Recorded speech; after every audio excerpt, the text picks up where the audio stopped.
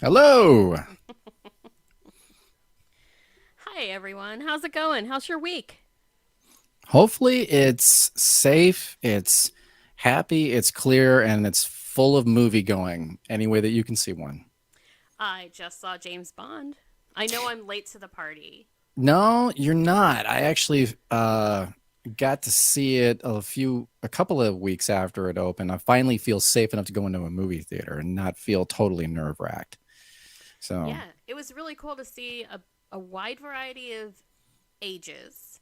And I thoroughly enjoyed it, but I'm not going to talk about it because I don't want to give any spoilers. it haunted me for days after. I'll Yeah. say that. And I look forward to the next one. I've Yes. heard that producer Barbara Broccoli is going to start looking for the new Bond next year. And we already know that it's not Hugh Jackman, Ryan Reynolds, or Idris Elba. So Well, and I hope it's not Henry Cavill. I mean, I know some people would like him, but he's already been in Mission Impossible and he's been Superman. And honestly, a lot of actors like that, if they've been in one or two other properties, chances are they're not going to want to go for another. I'm going to throw a name out there that you think is funny, but I think it might actually work. Tom Holland. No, actually, I could see him doing it, and Right? it calls into my. I mean, Barbara Broccoli and their team, they've been doing this stuff for years at Eon Productions. I mean, they've got this legacy, right? So they know what they're doing. But if it were me, I would say cast Bond young. Get a young actor who's got a little rough and tumble on him and can play Right. age if he needs to, but get him young at his 30s. That way, by the time a decade has passed and they've made 5 movies or more, or if you can squeeze about 6 out of the guy, he'll be in his 40s and it won't look like, I know, even Roger Moore thought it was ridiculous that he was in A View to a Kill, Right. even though Right. that's one of my favorites. It's basically Goldfinger remade, but you know. I mean, it might be a cool avenue for them to explore is like, how did he get into this business?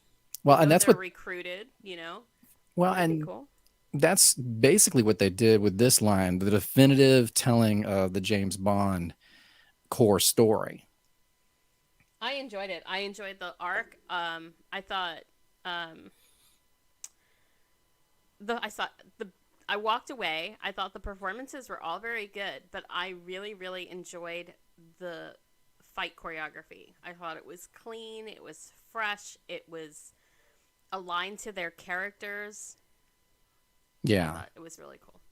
I thought the action staging was certainly really cool. Yeah.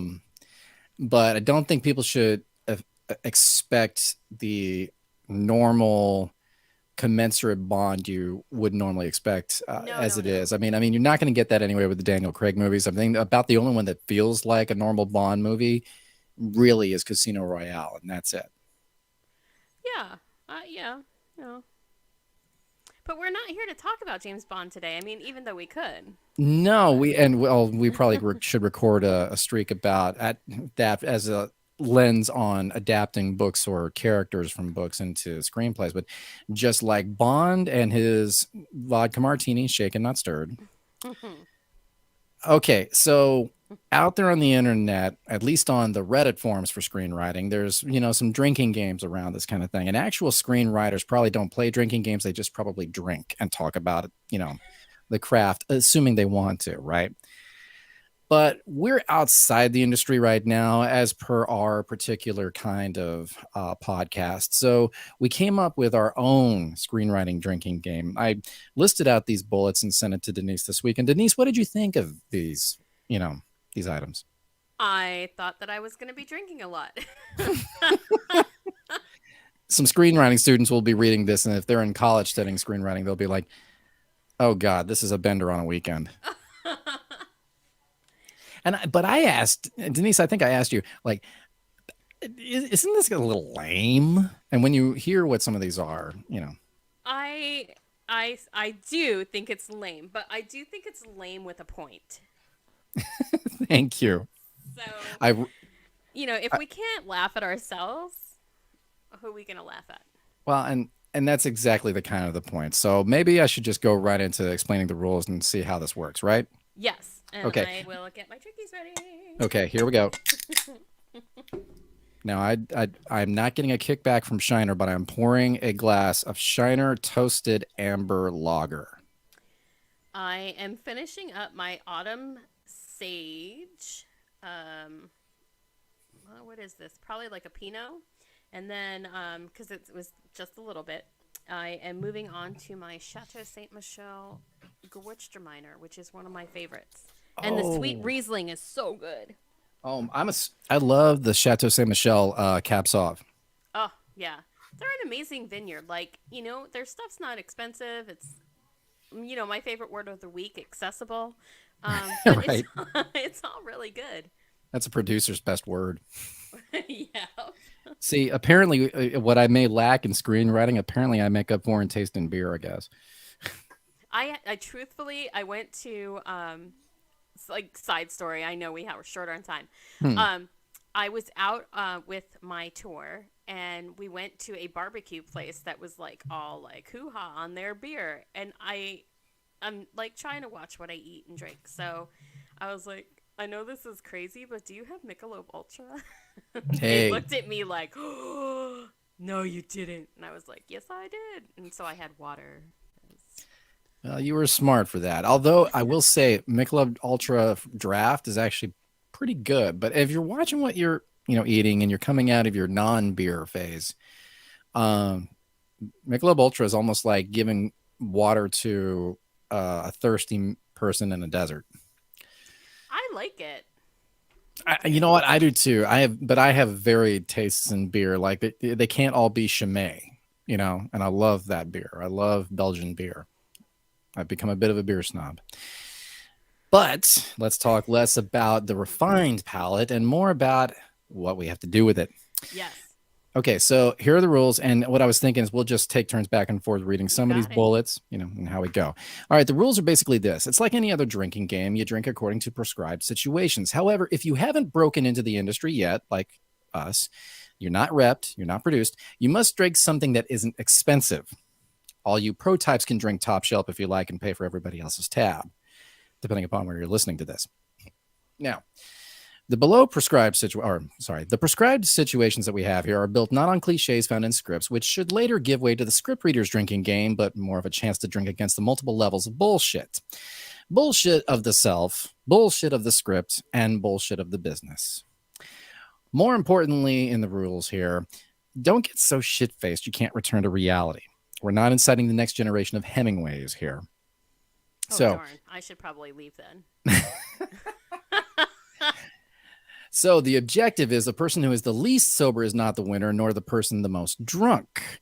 The person who is buzzed but can face reality has a fighting chance. That means you're pretty much the winner if you can come away from this and still get home alive. Since we're at home, you and me, Denise, we're probably going to be We're fine, winning!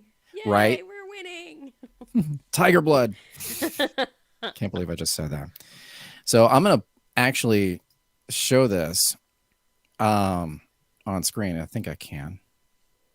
Not sure. Yep. Here. Well, there you go. There we go. Okay. Now I'll even make it bigger for everybody. So that way you can actually read along. Now, and if everyone likes what we say here, well, maybe we'll post this somewhere. But Yeah, that would be fun. I'd like to hear other people's responses. I could see this growing and morphing into something else, and I could certainly see it having its negative reactions. I won't read Wow. those.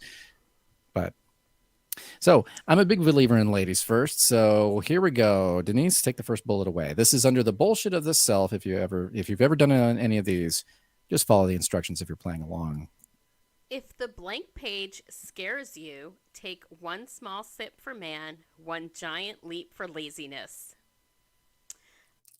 Blank page constantly scares me. I failed that section. Okay, did you sip? Mm-hmm. Okay, I'm not sipping because I'm not afraid of the blank page. I'd be more afraid of not having anything for it. So, and I do outlines. I do not. So, Yeah. so you're braver than I am though on that one. So, okay, if you write a log line and think your script is written, take a sip, but get over yourself. So I'm going to take a sip, but I don't know if I'll get over myself. And I do not write log lines first. Hmm. You know what? I'm discovering more and more that it's a nice exercise, but it's probably better in one way to maybe get your clarity, Right. you might as well just push it aside and just get your idea down any way you can first, and then worry about the log lines later, maybe. Moving on. Yeah, If you write a vomit draft, first of all, I hate that terminology. me But too, if you especially write, since we're drinking. right, if you write a vomit draft but never rewrite, might as well take a sip, but sober up and get some clarity. I'm sort of against this because I write a lot of first drafts and then they settle, and then I come back to them. But I gotta get those ideas down, or else I like don't have anything to come back to. So I will definitely write that first draft. Like I told you, that new project that I'm working on.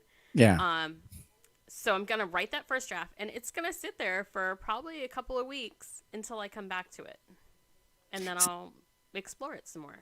See, I think that's different from a vomit draft, because what you're talking about is that even if you do want to call it a vomit draft, the way you're describing it, you still go back and Oh take a yeah, look and make eventually. changes. Yeah.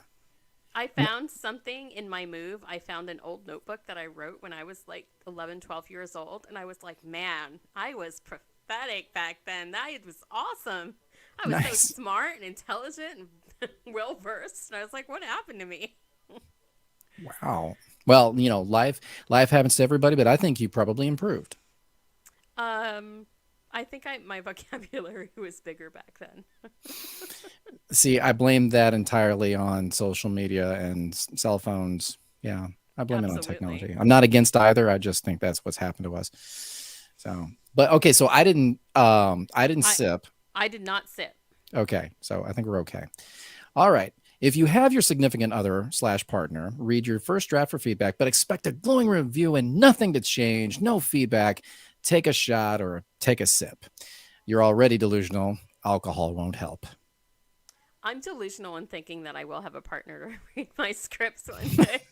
Oh, I don't want to put it quite like that. Well, I mean, could we may need to modify this to a minute to say your writing partner. Well, that's different. Your significant other or your mother or somebody. Usually it's a family member that gives you the not necessarily patronizing, but the one good response you'll always get no matter what. Not me. I will send stuff to my mom, and she will read it and send it back to me with notes saying like, Yep. not quite. Do some rewrites. See, my wife read a lot of the scripts that I wrote uh, during my time in the MFA program. We both come from, and she was the queen of pointing out in very constructive and great ways. I'd never felt attacked. Um, I don't know that I always listened to her like I should have, Right. but I think I'm at a point in my life where I'm past the stage where it's like, but I only told you to look at this thing, and Yeah. it's you learn quickly at some point in your life that being precious and defensive doesn't really get you anywhere, Yep. and that's I really don't. the big. I lost Precious at like 11 years old, so yeah. Hey, was that in your journal? It should have been. Well, there you go. All All right, you're right. up. I'm up. If you start Oh, yeah. If you start rewriting and realize at any stage that your idea is shit, take a gulp, swallow that bitter reality down, and continue once you're sober. I'm drinking. I'm gulping. Ah, goes down better Oh, that that's way. good. Yes. I think it was Frank Zappa that once said, "Keep it greasy so it goes down easy." Oh, that's just, I don't know. It sounds Yeah, good. I'm sorry. I shouldn't have even said that. Anyway, okay. If you start rewriting and realize it's going to take more than just this draft to sort things out, congrats! Take a gulp for a victory lap. Yep. Yeah, I'm there. How many My- versions of a script do you go through on average? You know what? I count every change as well. I mean, if I'm around, let me put it this way: if it's more than just a number of tweaks, and I'm not talking like proofreading or cutting a line or cutting a piece of dialogue or anything like that.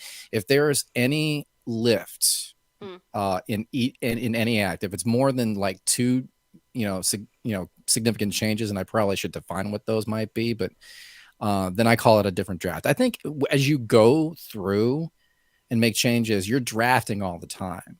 I don't Yeah, I feel like it's one continuous revision all the time. until, Yeah. yeah, all the time. And I'm Yeah. never happy. I go back to scripts that I wrote like, 5, 6 years ago, and I'm like, that doesn't work anymore. Well, I mean, I can tell you I won't go back to anything I wrote in the MFA program except for one. And even then, I still think I could work on the execution, mostly because of what I've discovered about myself since graduating from the program. So, Right? We're always learning, we're always growing, so our work should grow as well.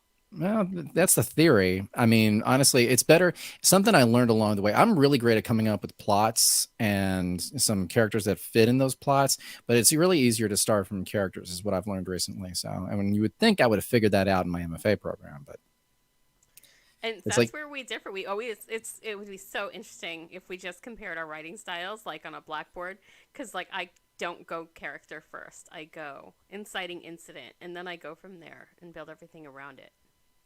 well, and for me, it's all about like, I go deep into the idea and make sure that everything about it from my seed or kernel of it is not derivative because everybody's seen some other movie before.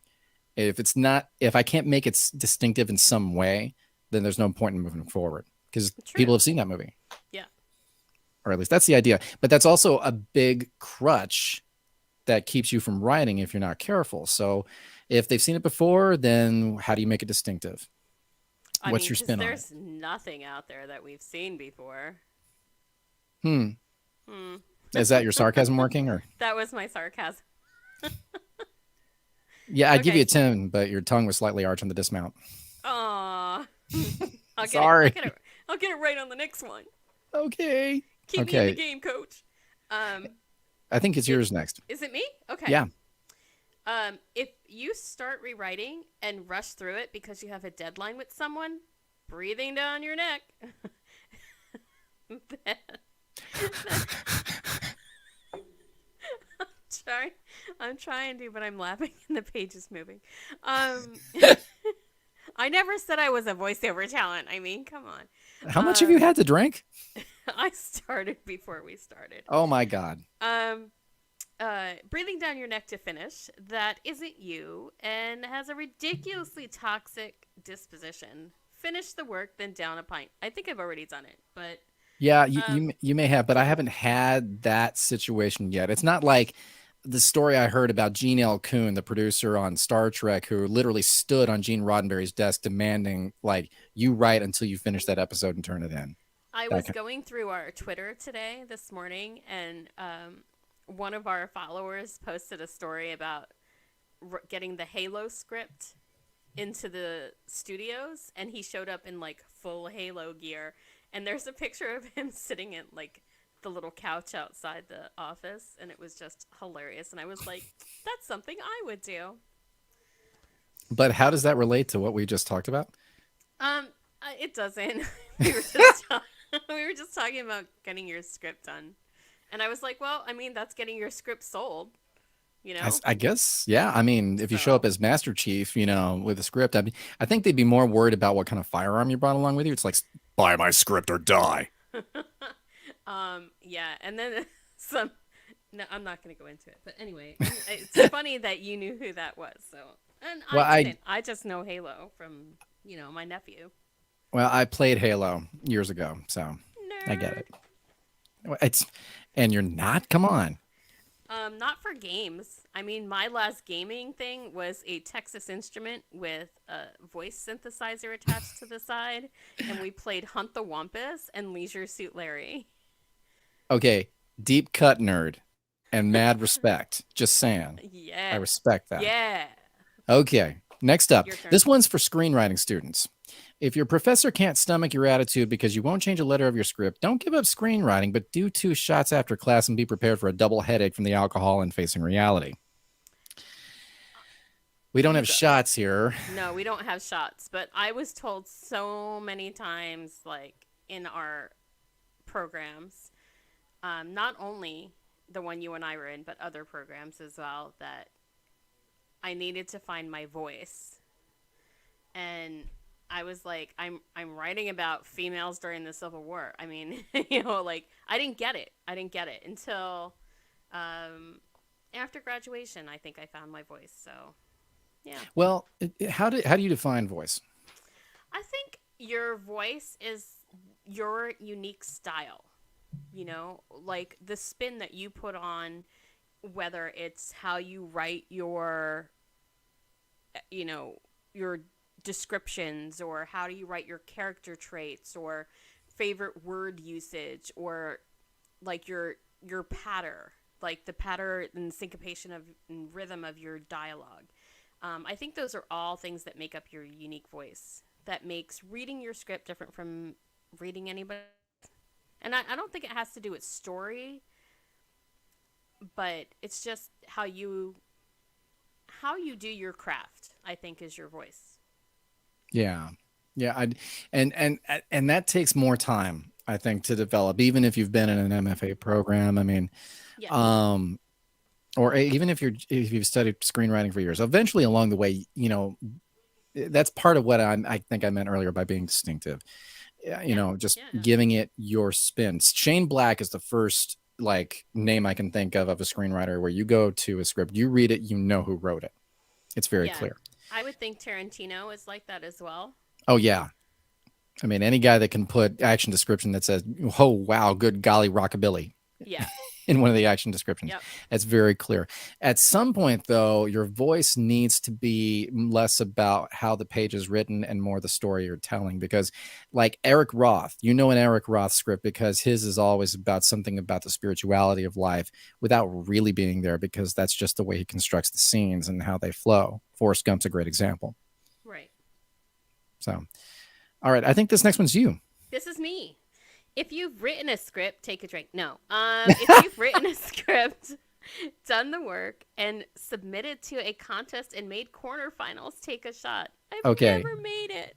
I've made quarterfinals, so I'm gonna take a sip since I'm not doing shots. I will chin chin for you. Cheers. Thank you. I mean, it was a lucky shot. I was a thesis script actually that I submitted, and I still maintain that it's got some legs, but it needs another draft before I do that. And I need to make sure that I'm writing something else of the same with the same gusto. And I haven't quite yet, but I'm I I'm want coming you along. to. I want you to succeed. I want you to succeed. I want us to both succeed. I've never made it past the first round. And I'm a script reader for two different festivals, and I've never made it past the first round. See, script readers are super tough. I mean, here's what I think. Here, I'm going to challenge you with this. One of the next episodes, I need you to write the script readers drinking game, Sure. and we'll get. I know another script reader. We'll get you two on as have her as a guest, and and I'll just be the sober judge. Are you talking about Dana? No, Holly Oh. Soriano. She's been Oh, a yeah. reader, so and classy lady, but tough when it comes to feedback. I Super am. tough. I am. That's what you're sending the script to me for. So I wouldn't be doing my job if I just let you go through on nothing other than what you've presented to me. Yeah, but I mean, honestly, when you're outside the industry, we're really writing for readers Yeah, more for often than sure. not. When we got to figure out a way to suck you in somehow. But the problem is, and that's why I think it all comes back to idea and character and your execution, right? Because if you don't, the reader is going to give a hard pass. Yeah, 15 pages in, if I'm not interested, nope. Some people it's 5 or worse. And that first page, if it That ain't got first something, page. Yeah. yeah, it's out. And because there's so many submissions, because everybody thinks they can write a screenplay, right? Right. So, I think the big trick is to write an open letter to the reader. But if you're drunk and you have written an open letter to a reader, I don't know that you'd want to read that. I get to hear what like a failed submission contest entrant would, write in that letter if they're drunk. They'd be like, "I fucking hate you, man." Be awful. That would It be would awful. be Okay. awful. All right. Let me move Go, this you along. go. Yeah, yeah. Yeah. If you've written a script, done the work, and submitted to a contest and made second round on a film festival, take a celebratory shot. I can't do that. Nope, can't do it. But an upcoming guest on one of our future episodes has, and I'll celebrate that guy till here and back, because he's really cool, and you'll get to meet him here soon. Yay! Now, next one. If you've written a script, done the work, and submitted to contests but placed nowhere, take a celebratory shot and then get back to work. Well, I Yep, can't say a drinking. place nowhere, but was that you? That was me. Okay. All right. So Ah. next level. Okay. So bullshit of the script. Lies we our us screenwriters tell ourselves. So, all right. If you're desperately thinking that your script must be exactly 120 pages because of rules you heard about, take a shot. Nope, never. My Well, see, scripts are long. well, and you write historical fiction, Yep. and it's badass. But here's my thing. Uh, a story takes as long as it takes to tell, right? Yes. So, and it just depends on what your goal is with that script anyway. So, um, I used to be slavish to the rules because I had no other piece of information challenging that. So I would do the shot historically, but knowing what I know now, I don't. So I'm not drinking. Understood. I second that. There you But go. yeah, my scripts are long. Um okay. Length don't mean nothing. That said no woman ever. That's awful. That's misogynistic and awful. Moving on. Next one. if you're wait, if you're If you've, yeah, that would be oh, my okay. bad, my horrible typing. This is why you should proofread, kids. if if you've started a script from a plot idea but haven't thought about your characters until you were well into act 2, take 2 shots. I'm going to take one because sometimes it's just about the action and the characters come later. Well, here's my thing. I think that I'm guilty of that with my supporting characters, but if my main character hasn't been figured out by that time, I'm fooked. Well, I'll write like the basics. So like historical fiction. So we're talking about a war. So I will get the basics down about the war and then I'll be like, okay, how does well, no, see I do think about character before because I'm like, how does my guy fit into this story? Right. Yeah. Well, I can't take the sip back and it was delicious, so I'll just keep it. Yeah, at some point you just keep drinking just because you can, because a lot of this stuff are bitter pills you want to swallow, and you shouldn't mix pills with alcohol, kids. Just saying. No, no. Public Please, service announcement. please don't. Just, I mean, I don't drink when I screenwrite No, or I write in don't general. either. I I mean, am anti cliche. I do not drink when I screenwrite. and is that even really the way to say that? I think, that just makes me sound more of a poser when I say it like that. No, not at all. I Okay. think, there are it's that well honed cliche. I'm gonna have my cigar and my scotch and just sit there and write. I never did that. So I just, again, no one needs to be Hemingway. Hemingway was Hemingway, and that's a whole different situation. So we'll leave it there, right? yes, yes. Okay. Now, if you finished a script, proofed and edited, then submitted, and someone found 10 mistakes, chug for 20 seconds and cry in the shower. I'm not going to the shower, but I'll chug for 20 I seconds. will too. Who's counting? Who cares? Oh my god. Woo! That's wow. Ow. Woo! It burns. The burn Yeah, is good. not a good look for me, considering everyone's listening. Okay. Okay, let's Um, see. next one. If you finished a script, proofed and edited it, then submitted and oh wait, okay, they're exactly the same question. Almost no. If you well, is it no? Yeah. Now, and the next one is if you finished the script, proofed, edited, submitted to contest, and provided it as a sample, and realized you didn't proof Oh no, everything else. so the two above that are the same question, but I will digress. Okay. Well, If you no, finished the script, I think we skipped one. If you finish the script but haven't proofed and edited, you need to chug for 10 seconds and seek professional help, and I mean clinical therapy. well, yeah, I have never sent anything that I haven't proofed. Well, Because I'll chug for another 10 seconds because I'm the world's worst proofreader.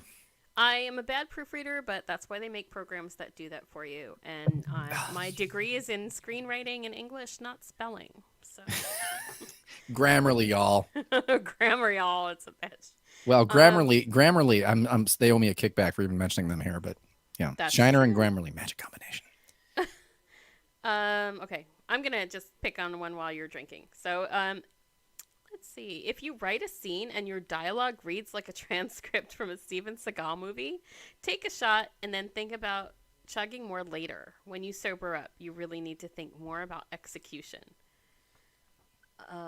See, I don't think I've written bad dialogue like an action movie now, but when I started the MFA program, yeah. I'm going to say that I do come. I'm going to preface this by saying I come from a musical theater background where people just burst into song. So That's different. That's not a Steven Seagal movie. I mean, if Steven I Seagal's singing, that's a problem. it is a problem. But I do think that I have written some really corny, bad dialogue, like Adult Swim dialogue. That might play well there, though, you know. It might. Adult Swim the musical. Yeah, I don't think so. I've written some corny dialogue, but I don't think it's been bad. Well, corny, yeah. I mean, I like dialogue that fits a situation that's played for both humor and the face of danger, because I love action adventure movies. But I don't think, you know, it's like, but Steven Seagal line's like, oh, he's a little bit country and I'm a little bit rock and roll. So I've Yeah. written stuff like in the vein of like Indiana Jones, where he's like, "Why did it have to be snakes?" Oh, Because I've got one like that in my thesis script, yeah, where it's like, I mean, somebody's worried about someone who's ailing, you know, on a moving vehicle, and things are, you know, moving around and getting crazy, and they're like, she may not survive this, and then, you know, they take a tumble, and he goes, we may not survive this. see, but I immediately could see that in my head, and I'd be like laughing. Well, So and see, it's is it bad dialogue or is it just fun? There's a fine line. there's a fine line, but you're also talking to someone who goes to see children's movies and is laughing with the children. So See, but that means you're never bored. That's a good thing. I mean, while we're on the subject of this, you know, the next bullet is apropos. Chug for 20 seconds if you've read bad exposition in dialogue, a lack of subtext in dialogue, or, and there really should be an or here, because if you've done all three, well, chug for 20 seconds, not 60, okay? Not 20 times three, like we have three bullets here. So I'm not drunk enough if I'm doing math, which I math, shouldn't be. I'm a screenwriter. math is hard, y'all. Yeah, no shit. So chug for 20 seconds if you've written bad exposition in dialogue, a lack of subtext in dialogue, or abstract exotic words instead of familiar ones. I am guilty of all three. I'm All chugging. three. Me too. Well, 20 seconds is a long time. Mm. Oh, Oh, God. the burn is so good. Ow. Okay. Yours, next one, please. Save me for myself. If you write a scene and it takes more than 2 pages to get to the point, stop what you're doing, take a walk, breathe, and then down 2 shots and try again tomorrow. That is all me. I will write like a page and a half, 2 pages on the way the battle smoke plays with the breeze. So, Are you Terrence Malick when you're writing? yep, pretty much. Holy cow. And yes, I said that instead of saying holy shit. And I've been drinking. Holy cannolis. See, that's the one problem I had with the Batman movies from Joel Schumacher once Robin entered it. Where was my line, holy shit, Batman? Why wasn't that in there, damn it? Speaking of Batman, Robert Pattinson looks pretty dope as Batman. And Dude. I'm not a Oh. DC fan. Dude, that trailer that was launched a couple of weeks ago, Yeah. everyone in my household, we're Batman fans, and we are psyched for this movie. And that's saying something, considering I think that what Chris Nolan did with the Dark Knight trilogy is absolutely definitive. Yeah. I think it's going to be really interesting. I just hope it's not sad at the end, because Matt Reeves, almost all of his movies have a sad ending. I think it's going to have something to do with the multiverse. I think it's funny that Marvel and DC are both playing with multiverses at the same time. It's by like- design. They've been nipping at each other, even in the comics, for years over that kind of thing. It's like a multiverse within a multiverse within a multiverse. See, I got news for you. Somebody's going to wake up and say, it was just a dream. Excelsior! That's my Stan Lee impression for y'all. Perhaps. God rest his soul. Okay, moving on. Okay. By the way, it is a good idea if you write a scene and you're having problems with it, and you're just you're churning out pages. You're writing and you're writing and you're writing. You just can't get to a point. Take a break. Walk away. Give yourself that room. Walk. Everything you do, walking, thinking, anything you do to keep the energy going for you, or even just relaxing to give yourself the mental health you need, helps your writing, and it is writing. So 100%. that's exactly what you need. Okay. So next bullet. It's you. Yeah, it's apparently if you've stared at a blank page and haven't written for 30 minutes, get away from wherever you're writing and for the love of God, chug for 30 seconds. I don't think see I the haven't done fault is that. in the computers. I've never stared at a blank page, but I will go watch dog videos. So, Yeah, but if you're writing a story like Cats and Dogs 3, Electric Boogaloo, yeah, I'd said that, then you're probably okay with going to watch, cute no. animal videos. There's only so much sadness that you can write, and then I have to go watch something funny. Dude, I mean, you're writing historical fiction. If you start adapting for the third time Les Miserables, I got to ask you, what are you watching that's going to get you out of it? If it's Jerry Lewis, cool. Truthfully, I do a lot of different things. Like Dodo is one that I always go to because it's about dog adoptions or animal Aw, rescues, and it's like okay, everything's okay. Um, there's a but tear in my beer now. aw, um, adopt, don't buy. We did But that. We I did did that. that, yeah. Um, I don't. I know people like really get into their work and then like they have to take a moment to like decompress. But I think that comes from my acting background is that like that is what my fingers are typing is not what I am emoting. I guess it is. I don't know. It's a hard question. But Well, I can walk away and like it might be in the back of my head, but it's not something I'm going to carry with me all day because that is those characters' lives. It's not my life. well, and that's good separation. That's something every creator has to learn at some point, that you are not your work. Divorcing yourself of your work is very challenging, Yeah. and that's happened to me in every piece of something I've created. A lesson I'm still learning, I think, as a creative entity. But Like that what is that? One Night in Soho movie mhm. where she goes into that world on purpose. Like that's when those lines get blurred. I would be very interested to find out how that was accomplished in the script, and how long that took them to do because uh, it's just different. So Well, and that's Edgar Wright, and I think he's brilliant. So that'll be it. That's one to study, I think. yeah, yeah, This next one, definitely. yeah, this next one's yours. Blah blah blah blah blah blah. If if you sent in a script for feedback and the notes read, this is this is workman like what? Workman like, yeah. I don't understand that. See, I didn't either, but basically, I mean, the way that I understand it, and I got that note once where it's just like, you're going through the motions of it. You're just bricklaying. You're not really actually giving anything any panache. Oh. Oh, you're just like laying the bricks, but you're not putting any structure in. Yeah. See, I've laid bricks. Yeah. DIY. DIY. Okay, Okay. we know you're badass. Now, have you done this or not? um, I'm sure I have. I Have you mean, gotten notes like that? um, no. My usual notes are this is too long and too sad. I mean, if you want to depress the fuck out of people, I mean, You know who else is going to go see historical fiction but people that carry tissues in their sleeves? So, a time-honored tradition, I say. yes, yes, it is. And carry candy in their bags. I write See for that my grandparents. that's just being economical, and that's probably from the vaudevillian era, right? Yes. Yep. Okay. It sure is.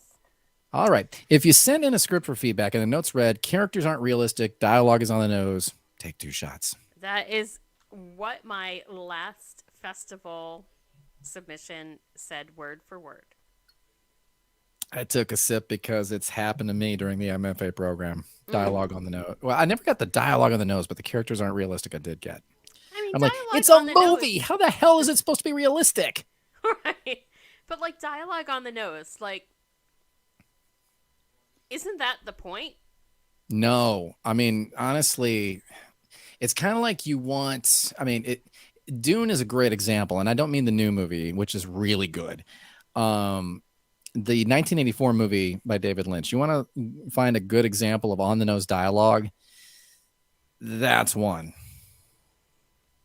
I guess I just don't see the difference. If the idea is to get to the point of the scene, why not say what that scene is about so that you can move on and learn something new?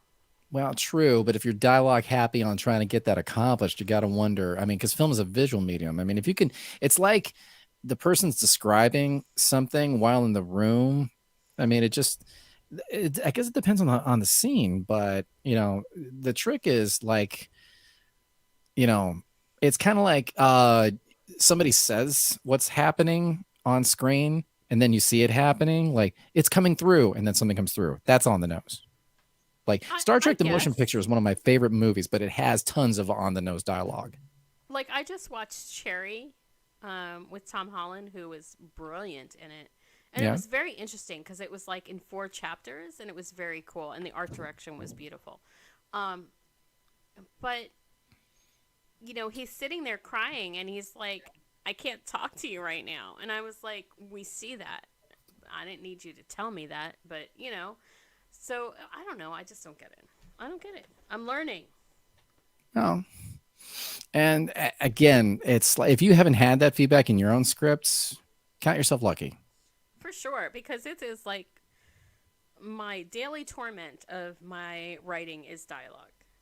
So, As it is it well, because it has to do so much. It's got to do like the job of like 5 different things or more mm-hmm. in a script, right? Yeah. So I think I read that somewhere in a screenwriting book. So If you sent in a script for feedback and the notes from the script readers say, pass, finish your drink, even if you just started. I've gotten a few of those. okay, haven't had that yet. I got the quarterfinals, but it didn't make it past that. So I don't know if there was a pass or not. So you I took one. actually got my letter back in the mail Ooh, with a sticky note that said pass. ouch. Yeah, that was a long time ago. Oh, that's just cruel. But screenwriters often have to face the fact that their job is a very Sisyphean experience. And you're not drunk enough if you can say that. No, and I've had 2 beers at this point, so God help me. Maybe I'll just have a good constitution. Who knows? Okay, bullshit of the business. Take one shot if you actually heard feedback from someone that asked, does it have to be a light bulb? That's That's awesome. that's like one of the oldest jokes in there. It's like, Yeah. I mean, how many directors does it take to screw in a light bulb? Does it have to Um, be a light bulb? I actually think Bettina said something to similar like that when I was doing my MFA presentation. She was like, "Does it have to be the Civil War?" And I was like, "No, but the costumes are really cool, so yes, it does." Tell me you made her laugh with that. I did, and it was like the entire. I said it in front of that panel. Um, so yeah, I remember Wow. that. That was one of my highlights. That's so cool. Okay. The only we'll have to compare notes later, but I think I made Bettina laugh once I wrote a character deep dive. You know when you have to do those as an Mm-hmm. exercise. Mm-hmm. I wrote one entirely about the life story of a drag queen. Nice. Yeah, it was, and I'll share that another time, maybe when we have one of our other guests, whom I'm hoping we can have on that can speak to inclusivity of the LGBTQ community. Um, but yeah, she had no notes in it except she leaves one of these red exclamation marks and said that's pretty amusing. So I felt like, okay, if I don't win on a screenplay, at least I got my prose down. Right? If you can make somebody who reads like 10, 20 scripts a day or, 50 scripts a week or whatever, if you can make them laugh, I'm like, don't you feel really good? I'm like, I brought some light to your life. See, that's the core of the entertainer. I don't care if you're a screenwriter or trying to be a screenwriter or trying to be anything in the entertainment vibe or the any entertainment career. If you're at your heart an entertainer, yeah, okay, I guess the alcohol's kicking in. I love it.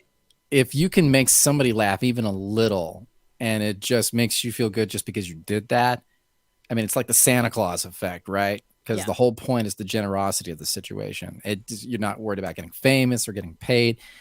You're not asking somebody for 50 cents because you made them chuckle. Just the fact that you made them chuckle, that's gold. For sure, 100%. All right, you're up. Take one shot. If you came up with a title for a script and then heard about another movie with the same title, back to the old drawing board. And 100% yes. Shit, that totally happened to me. I came up with a great sci-fi movie idea called The Identity Thief. Mm-hmm. And I had double indemnity. My idea was the idea of downloading your consciousness into another body. Richard K. Morgan already did that with Altered Carbon. And The Identity Thief ended up being a movie with Melissa McCarthy and Jason Bateman. I was like, wasn't that a comedy? Yeah. Okay. So fuck me. Not your forte. Yeah. Okay. Take two shots if you came up with an idea and then read about the same or similar idea sold as a script or about to go into production. That's life, kid. Yes. My Nicholas Tesla script. Oh, man. I'm And sorry. you know what? I wrote it because you know how I feel about Benedict Cumberbatch and how he's just like an amazing actor. Yeah. And I will tag him in this podcast, and I will have tea with him one day. I just want him to come in and like come on with his voice and just be able to like. Absolutely, right? And I won't ask him to do like beaver side by sides or otters or whatever it is that he looks like from the Graham Norton show. I wrote this Nicholas Tesla story, and I have the script if anybody wants to read it. And it was about his life coming to the U.S. and his feud with Edison, and how he was shafted and how he went crazy. And I was like, this is going to be his next Oscar. And I finished it, and it's wonderful, and I'm super proud of it. And then as soon as I started sending it out to festivals, that other Tesla story was going into production. So. Yeah. Okay, the worst story I can say is, well, one point about Benedict Cumberbatch. I want him to recite the poem Vincent Price delivers in Michael Jackson's Thriller just once. I just want to hear him do it. I want to hear his rendition. That would be awesome. So if you tag him, maybe we can get him to do that. I mean, I'm just mentioning that because Halloween's around the corner, you know. But anyway, there's a horror story I heard from a friend of mine who's is an active screenwriter, and one of his ideas was stolen for a prominent horror movie franchise. And I can't speak to who because, you know, condition of anonymity and all that. But I heard that story and I'm like, it just reinforces an idea that I know ideas are currency. Just be careful who you talk to. Yes. And I am a firm believer in registering your scripts with the WGA, even if you're not a member. They have every single script I've ever written. Brilliant, because honestly, send it into the Library of Congress. Do your copyright stuff. Do your copyright stuff. Protect yourself. It's your work. Register if there's any way to register your work. I mean, hell, from the music perspective, if you write a song and you have lyrics and you have music and just you don't even have to send in like a whole bunch of material. Just it's all digital now. $100. You're a writer publisher at ASCAP, for example. Yes. It's easy and it's not expensive anymore. I mean, there are some expenses with being a creative entity out here, but some of them as writers, it's not all that bad. So just definitely do your research, do the work, write some good stuff. But however it turns out, protect it. Yes, 100%. Agree. Okay. Last one's yours. Take 3 shots. If you came up with an idea, told a connection about it, and a month later it made its way into a movie in production. That's Hollywood, yo. This hasn't happened to me yet, but I wish it had happened to me. I feel like my Tesla story was stolen from me, but that's a different story. Well, okay. Who's drunk? I think are you standing? I am comfy in my black rolling chair. But I mean, my cheeks are warm, so. Okay. Well, I think we can take this down off of the screen here because otherwise people are just looking at a Word document. With grammatical errors. Come on, man. We're There's at least, writers. I think we only found one or two. That's pretty damn good considering I wrote this like sober. Did you write it on your phone? Because I've done that. No, no, I haven't had that That's experience awful. yet. I mean, I wouldn't even try to write a screenplay on my phone. Now, on my iPad, yes. I mean, I final. just found an app that's called Speechify. Mhm. Yeah, reading is hard, listening is easy, blah, blah, blah, blah. Anyway, it's great because as a script reader, I can load a script in there and then go take a walk with my dog and listen to a script. Oh, Yeah. okay. So if you haven't proofread, that's going to be fun. Actually, that may be the best proofreading tool right there. And they're not that I'm touting Final Draft, but they do have that in Final Draft that it does Speech to text. speech to text, and they actually will read your script for you. You can assign voices and the whole thing. Oh, absolutely. And they owe us a kickback, even though I love them, but they still are. They haven't I sponsored us yet, know. but maybe No, someday. not yet. Come on, Final Draft. Let's go. Right.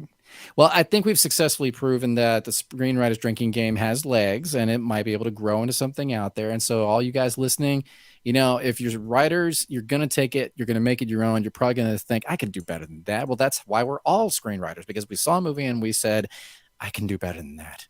And watch So, at the next, WGA awards, they're going to be playing this game. So, right. yeah. Well, they'll probably be playing the more internal industry version of it. And Well, that's just like Logline Thunderdome is now everywhere. There's right. movies like They'll never give us credit. no, never. It all started with us, Chris. It all started with us. That happens. That happens. But look, on behalf of Telling the Show, folks, thanks for listening into this one.